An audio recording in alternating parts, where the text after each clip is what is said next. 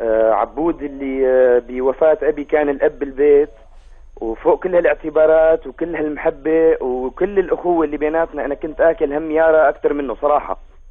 عبود كان أخي، هو لساته أخي بس هنيك كان كتير أخي. أنا بصدق، صدقني دار باله علي أكثر ما حدا بيتخيل. بحب لكم شغلة صغيرة كتير.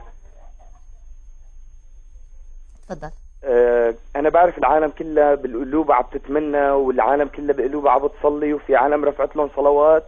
أنا كان عندي يقين إنه هي المسألة ما بيحلها إلا زنود السمر، إلا زنود الأشاوس، إلا زنود الجيش السوري، جيش الوطن حامي الوطن اللي أنت منه. عشان هيك بدي أقول له لعبود وذكره بردة شعر صغيرة بتقول: إن كان الصلب تنتلى حتى الكفر ينزاح، وبالحب نغسل مهج ونفوس مغشوشي، ساعة ما قلب الوطن بيصير كله جراح، أفضل صلب تنسمع من تم خرطوشي.